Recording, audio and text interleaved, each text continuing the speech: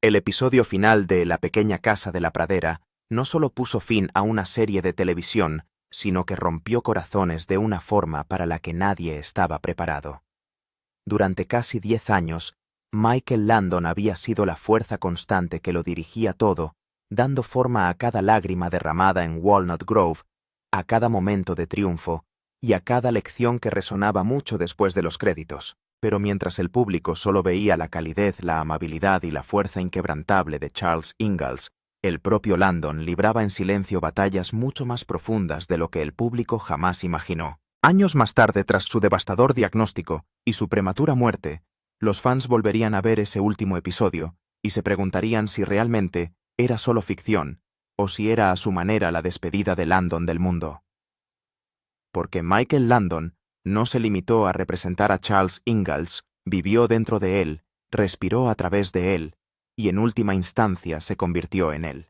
Cuando se estrenó La casa de la pradera en 1974, los espectadores conectaron al instante con la compasión, la fuerza moral y la honestidad emocional que irradiaba la interpretación de Landon. Semana tras semana, Charles Ingalls se convertía en un faro de esperanza, integridad y resistencia, un hombre cuya presencia tranquilizaba a millones de familias reunidas en torno a sus televisores. Lo que la mayoría de la gente no sabía era que gran parte de esa autenticidad procedía directamente del corazón y las experiencias del propio Landon.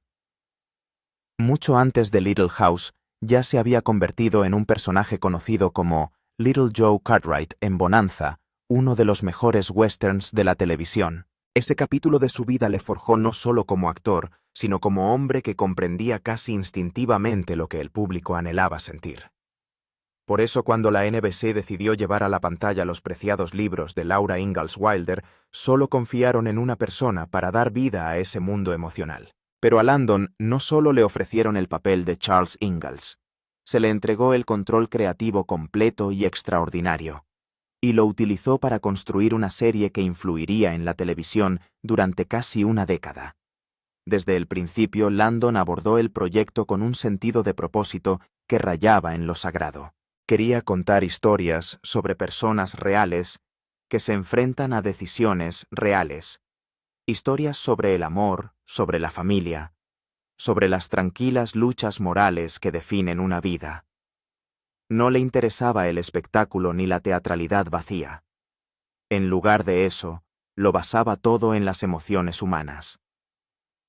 Como productor ejecutivo y director, dio forma a cada detalle, desde la cadencia de la música hasta las pausas entre las líneas de diálogo. Su toque se podía sentir en cada fotograma, en cada mirada compartida, en cada lágrima que brillaba en aquella pradera bañada por el sol. A lo largo de los años, se puso más sombreros de los que la mayoría de las figuras de Hollywood podrían imaginar. Apareció en 187 episodios como Charles Ingalls, produjo 204 y escribió o dirigió personalmente muchas de las historias más inolvidables, incluida Recuérdame, una clase magistral en el retrato del dolor con una sencillez devastadora. Landon se hizo famoso en el plató por su disciplina y eficacia. Terminó las escenas antes de tiempo, ajustó el presupuesto y mantuvo un ritmo que agotaría a la mayoría. Sin embargo, incluso con tanta precisión, se negaba a dejar de lado la verdad emocional. Si un momento no parecía real, se cortaba por mucho tiempo o esfuerzo que hubiera llevado. A finales de la década de 1970, La casa de la pradera se había convertido en un tesoro nacional, una rara mezcla de fe, familia y cruda narrativa fronteriza que conmovía a espectadores de todas las edades. Nominada a varios premios Emmy, se convirtió en uno de los dramas familiares más queridos y duraderos de la historia de Estados Unidos.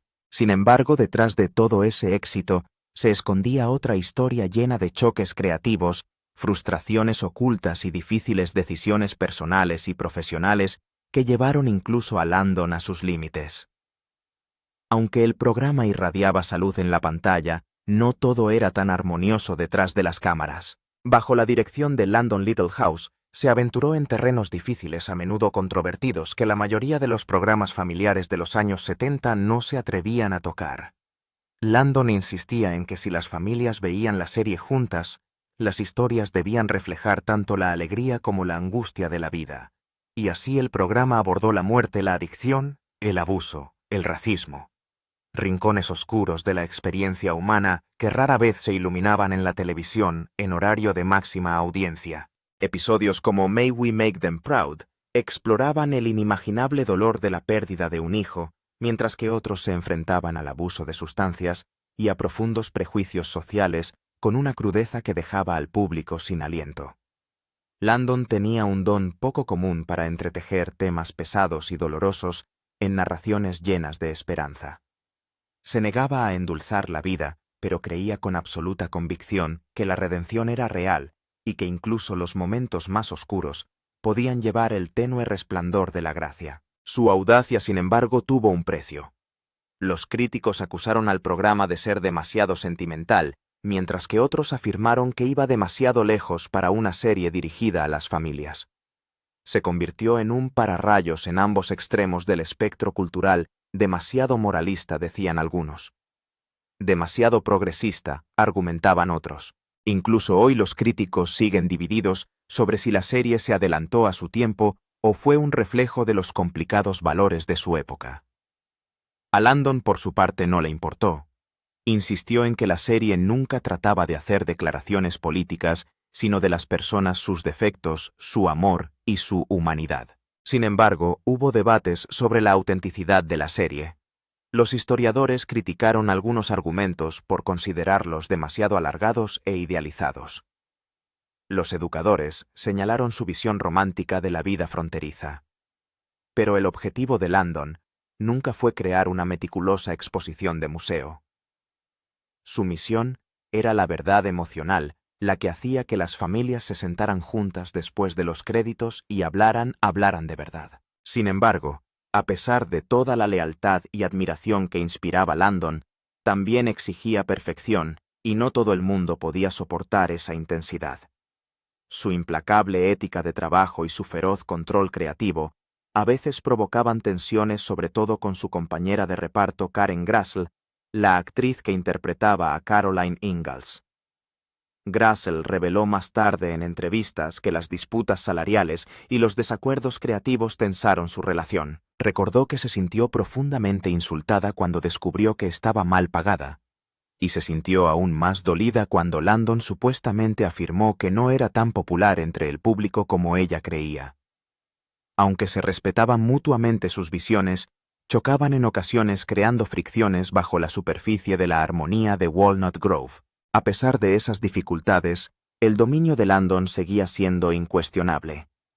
Él era el pulso de la serie, el motor que impulsaba cada historia, cada latido emocional. Su deseo de que La Casa Pequeña fuera algo más que un entretenimiento, algo significativo y duradero, tuvo un coste personal.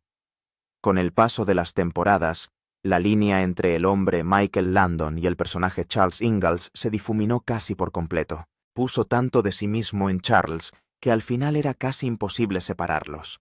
Y mientras la serie alcanzaba el estatus de icono Landon, luchaba silenciosamente en batallas internas de las que el mundo no sabía nada, luchas que acabarían dando forma a uno de los capítulos más desgarradores de su vida. Detrás de su famosa sonrisa y su risa fácil y contagiosa, la vida de Michael Landon se vio ensombrecida por un pasado doloroso.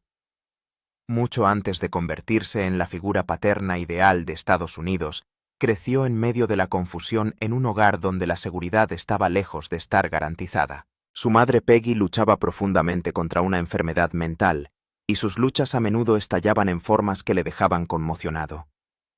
Landon contaría más tarde un incidente aterrador que se desarrolló justo delante de él, un acontecimiento que se grabó en su memoria para siempre. El trauma perduró moldeando no solo la persona en la que se convirtió, sino también el motivo que le impulsó a proteger, a crear estabilidad y a construir mundos ficticios en los que las familias capeaban juntas las tormentas y siempre encontraban el camino de vuelta al amor. En el colegio la vida no era mucho más fácil. Landon era acosado y humillado.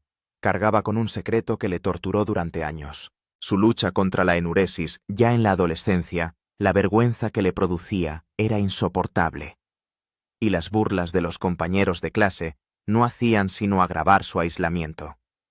Esa experiencia se convirtió en la base de su película semi-autobiográfica El corredor más solitario, donde volcó esos recuerdos de una forma que por fin les daba sentido. En la película, un niño corre para escapar de su dolor, una metáfora del propio Landon, que pasaría el resto de su vida huyendo de los fantasmas de su pasado.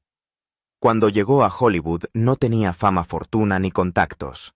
Lo que tenía era una determinación casi obsesiva por demostrar su valía. Al principio, tuvo que enfrentarse a una serie de rechazos, papeles secundarios y fracasos por los pelos.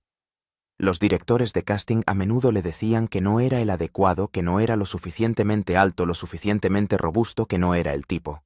Pero Landon tenía algo que no podían medir: presencia. Su innegable carisma terminó de cuajar cuando consiguió el papel de Little Joe Cartwright en Bonanza. De la noche a la mañana se convirtió en un nombre muy conocido. Pero incluso en el éxito, esa sensación de inseguridad nunca le abandonó. Se convirtió en su combustible, la razón por la que trabajaba más horas, escribía sus propios guiones y controlaba cada detalle de sus proyectos. No perseguía la fama. Él estaba tratando de construir un mundo donde nunca podría ser impotente de nuevo. Lejos de la pantalla, la vida personal de Landon fue igual de compleja. Se casó 3 veces y tuvo 9 hijos, varios de los cuales le siguieron en el mundo del espectáculo. Los enterados lo describen como encantador y magnético, pero también inquieto, un hombre que podía ser profundamente cariñoso en un momento y emocionalmente distante al siguiente. Exigía lealtad, pero también tenía un sentido de la independencia que a veces dificultaba la cercanía emocional. Sin embargo, para su familia, era un contador de historias, un bromista y una fuerza de la naturaleza, el padre que hacía que todo pareciera posible. Por desgracia, en abril de 1991 Michael Landon recibió una noticia que hizo añicos esa imagen de invencibilidad.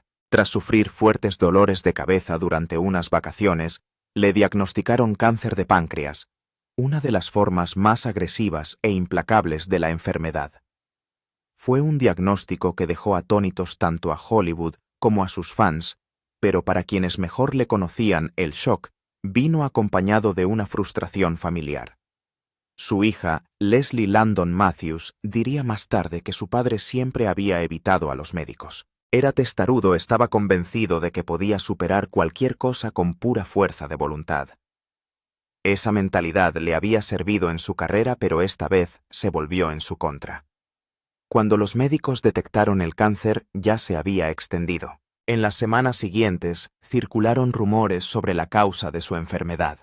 Algunos especulaban con la posibilidad de que los años de rodaje cerca del laboratorio nuclear de Santa Susana, un lugar asociado desde hace tiempo a la contaminación radiactiva, hubieran tenido algo que ver. Otros lo achacaban a la genética o a la mala suerte. El propio Landon creía que el tabaco y la bebida a los que se había entregado durante toda su vida podían haber contribuido significativamente a su enfermedad.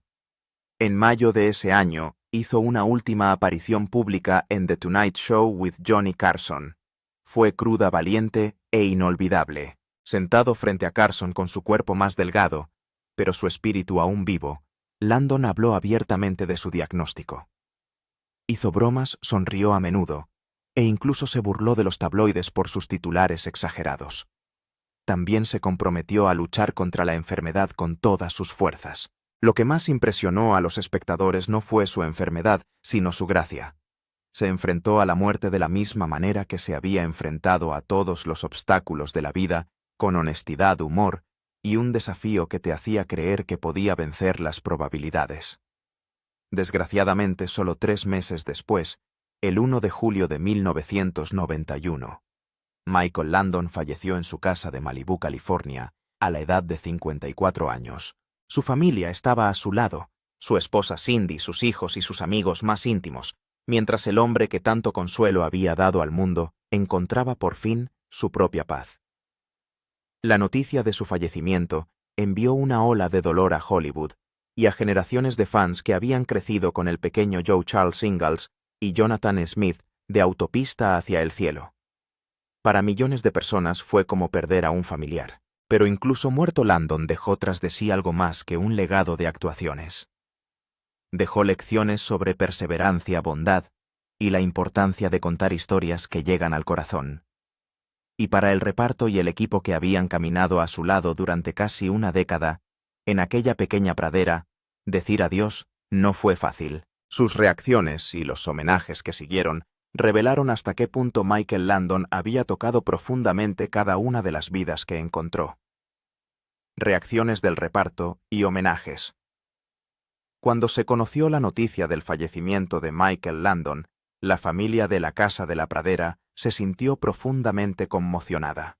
Para ellos, Landon no había sido solo un coprotagonista o un productor. Era la base de todo lo que habían construido juntos. Durante años había sido el primero en llegar al plató, el que marcaba el ritmo y el ambiente, la persona a la que todos acudían instintivamente cuando las cosas se ponían difíciles. Sin él, el mundo de Walnut Grove se sintió de repente más vacío, como si la luz que lo guiaba se hubiera apagado.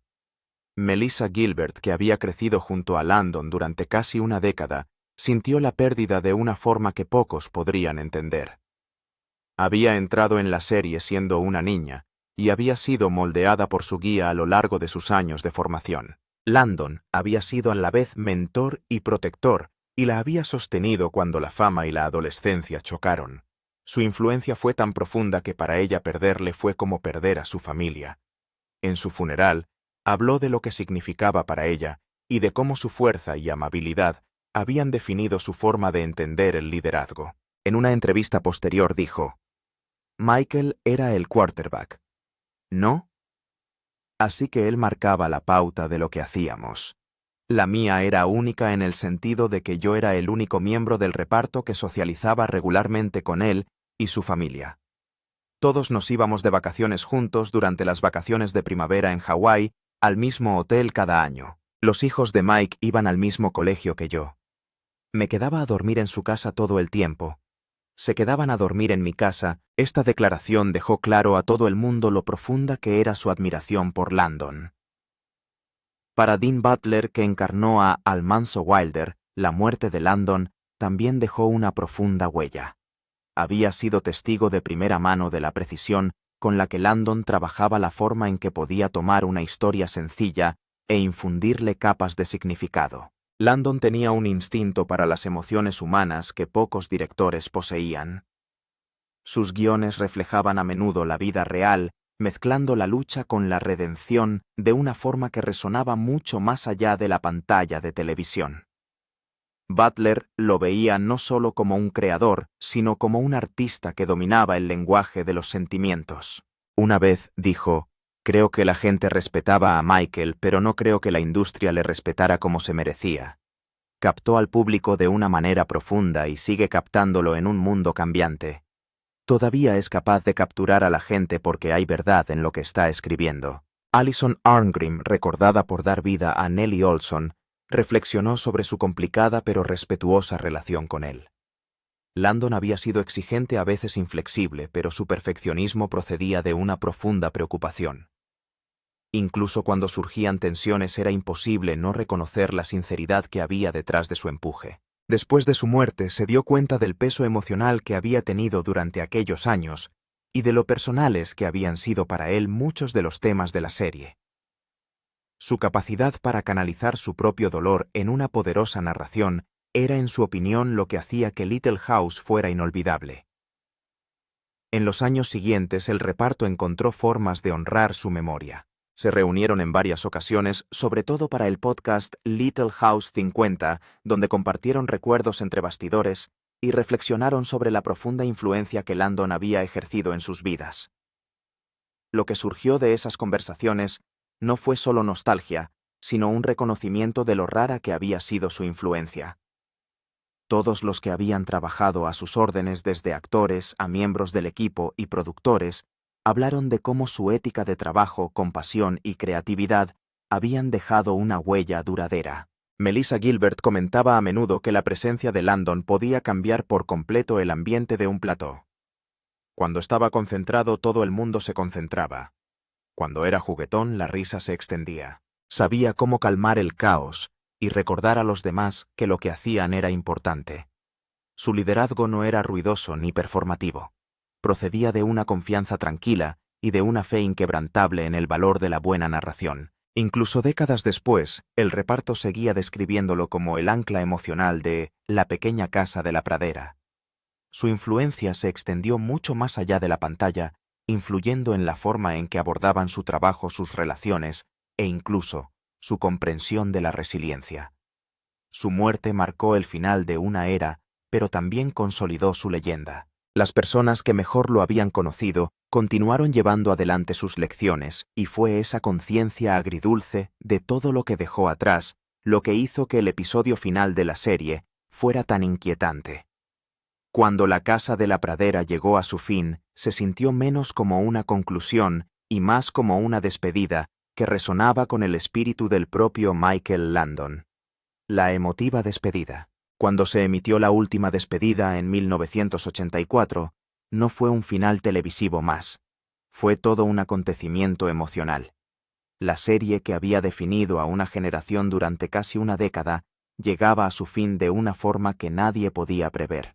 Para Michael Landon, no se trataba simplemente del cierre de un espectáculo. Era el cierre de un capítulo de su vida en el que había conseguido sus mayores logros y en el que había invertido sus más profundas emociones. La historia del episodio final fue una elección audaz y desgarradora. El pueblo de Walnut Grove, un lugar que había llegado a representar la familia. La resistencia y la comunidad se vio de repente amenazado por un promotor inmobiliario que reclamaba la propiedad legal del terreno. Los residentes, ante la posibilidad de perder todo lo que habían construido, tomaron una decisión drástica. En lugar de dejar que les arrebataran su amada ciudad, la destruirían ellos mismos. Fue impactante, casi impensable, el último acto de desafío y angustia. En las escenas finales del episodio 1 a 1, los habitantes de Walnut Grove encendieron las mechas y vieron cómo sus casas y tiendas estallaban en nubes de humo y fuego. Fue devastador, simbólico y profundamente personal. Cada explosión no era solo la destrucción de un decorado, era la destrucción de recuerdos. La pequeña escuela, la iglesia y las tiendas desaparecieron en un instante. Los espectadores lloraban no solo por los personajes, sino también por sí mismos. Se despedían de un mundo que les había parecido real, un mundo que había pasado a formar parte de sus propias familias. Michael Landon fue el arquitecto de ese final. Lo escribió, lo dirigió y actuó en él, asegurándose de que la nota final de La casa de la pradera fuera tan emotiva como inolvidable. En muchos sentidos, fue su propia despedida de los personajes, la historia y los años que habían definido su vida. Volvió como Charles Ingalls para guiar a los habitantes del pueblo en sus últimos momentos, ofreciendo al público una última visión del hombre que les había guiado durante tanto tiempo.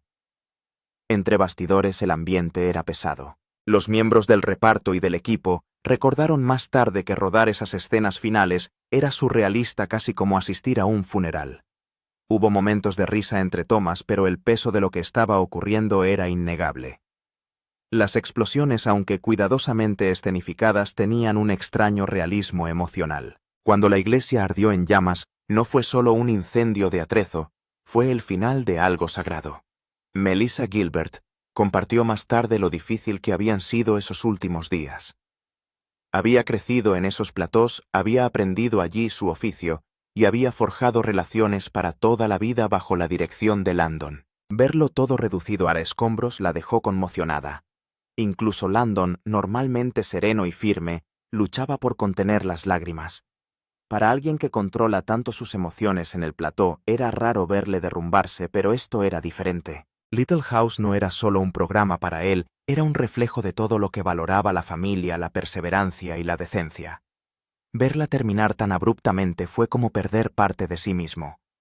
La decisión de poner fin a la serie con tal finalidad no fue totalmente su elección. La NBC había cancelado el programa inesperadamente, alegando un descenso de audiencia y un cambio en las prioridades de la cadena. Landon esperaba más.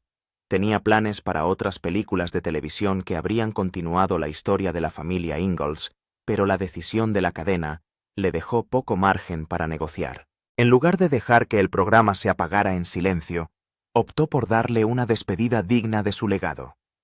Si tenía que terminar, terminaría en sus términos. Cuando se emitió el final, el público se quedó atónito. Nadie esperaba que La Casa de la Pradera, una serie conocida por su ternura y sus lecciones morales, concluyera con explosiones. Pero en la mente de Landon tenía mucho sentido.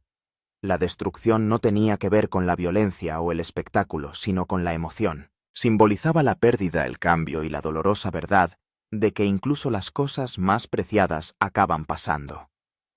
La decisión de los residentes de destruir Walnut Grove antes que verla corrompida reflejaba los valores fundamentales de orgullo, independencia y dignidad de la serie.